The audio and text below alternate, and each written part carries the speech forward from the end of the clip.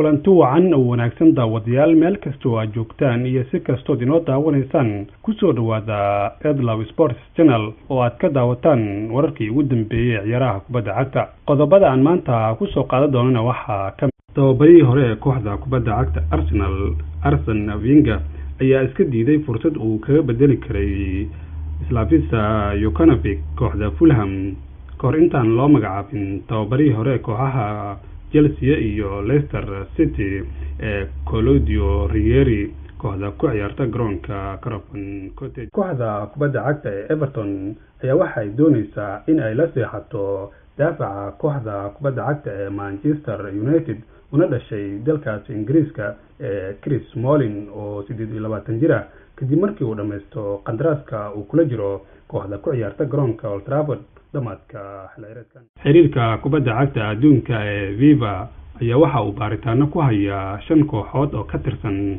horyaalka dalkaas Ingiriiska ee Premier League oo ku aadan suurtagalnimada inay ku xadgudbeen sharciyada la saxiixitaanka ciyaartoyda ajnabiga ah ee da'doodu ay ka hooseyso 18 sano. ayaduna kooxahani su'aalaha la weydiinayo ay wajihi karaan ganaax dhanka suuqa kala iibsiga ah haddii lagu helo dambigan inay galeen. xidiga qadka dhexe kaga ciyaara kooxda kubadda cagta ee Manchester City iyo xulka qaranka dalkaas Ingiriiska xidigaha da'doodu ay ka hooseyso 21 sano Phil Foden oo 18 jir ah ayaa waxa uu qarka u saaran yahay inuu saxo qandaraas cusub oo 6 sanadood ah.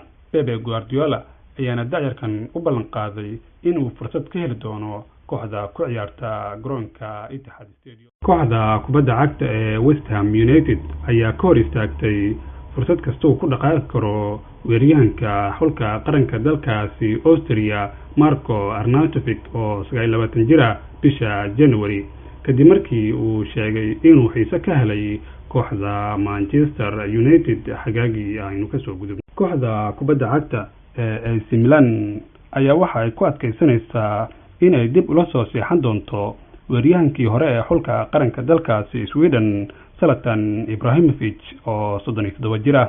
Calcio Mercato ayaa waxa ay sheegtay in kooxda Rossoneri ay doonayso inay gacanta ku soo dhigto xidigii hore ee kooxaha Manchester United iyo Barcelona Zlatan Ibrahimovic. Golahayaha kooxda kubadda cagta ee Manchester United David De Gea oo 28 jir ah ayaa weli waxa uu baaqi ku yahay wadaxaajoodyo ku aadan qandaraas cusub. Golahayahan u safta xulka qaranka dalkaasi Spain ayaa qandaraaskiisa iminka waxa uu dhacayaa xagaaga soo aadan. hase ahaatee kooxda Red Devils ayaa waxay diyaar u tahay in ay dhaqan geliso 12 bilood oo dheeri ah. Kooxda kubadda cagta ee Real Madrid ayaa waxa ay diyaar u tahay in ay u dhaqaaqdo mid ka mid ah xidigaha muhiimka ah ee afka hore kaga ciyaara kooxda Paris Saint-Germain haddii kooxda reer Faransa ay ku qasbanaato inay iibiso ciyaartooy sabab la xiriirta hanaanka dhaqaale wanaaga.